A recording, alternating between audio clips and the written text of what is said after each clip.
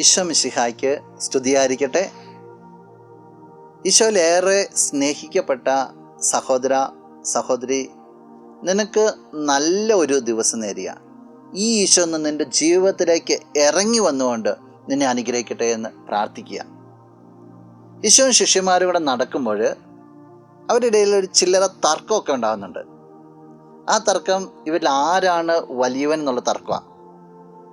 അവസാനം സ്വസ്ഥമായിട്ട് ഇരിക്കുമ്പോൾ ഈശോ വഴിയിൽ വെച്ചുണ്ടായിരുന്ന തർക്കത്തിന് ഇവർക്കൊരു ഉത്തരം കൊടുക്കുമ്പോൾ ഈശോ ഇപ്രകാരം പറയുക. വിശുദ്ധ മർക്കോസ് അറിയിച്ച സുവിശേഷം 9-ാമത്തെ അധ്യായം 35-ാം തിരുവചനം.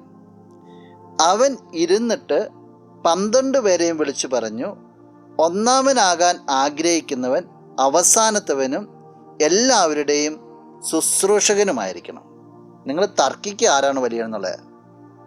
നീ വലിയവനാണെന്ന് ആഗ്രഹിക്കുന്നുണ്ടെങ്കിൽ, നീ അതിലേക്ക് ഫോക്കസ് ചെയ്യുന്നുണ്ടെങ്കിൽ നീ അവസാനത്തവനാകണം, നീ പ്രാധാന്യം ഇല്ലാത്തവനാകണം, നീ എല്ലാവരും ശുശ്രൂഷകനാണ്. എന്ന് പറഞ്ഞാൽ നീ നിന്നെ തന്നെ നീ വിട്ടുകളഞ്ഞാലേ നിനക്ക് വലിയവനാകാൻ പറ്റുകയുള്ളൂ.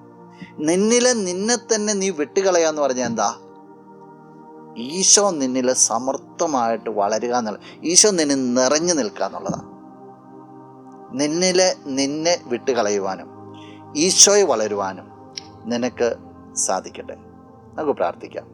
കണ്ണുകളടച്ച് കരങ്ങൾ കൂപ്പാം. നല്ലവനായ കർത്താവേ, നിന്നെ ഞങ്ങൾ സ്തുതിക്കുന്നു, ആരാധിക്കുന്നു, മഹത്വപ്പെടുത്തുന്നു.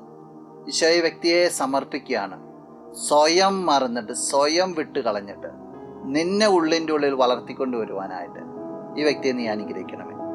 സകലവിധ നന്മകൾ കൊണ്ട് ഈ വ്യക്തിയെ അനുഗ്രഹിക്കണം, ഇപ്പോഴും എപ്പോഴും എന്നേക്കും.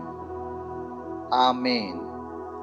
നീന്റെ സർവ്വം, നീ എനിക്കുള്ളവൻ, നീന്റെ സർവ്വം എല്ലാറ്റിനും, നിൻ ജീവനിൻ പേർക്കാം തന്നതിനാ, നീ എൻ്റെ സർവ്വം എല്ലാറ്റിനും, നീ എൻ്റെ സർവ്വം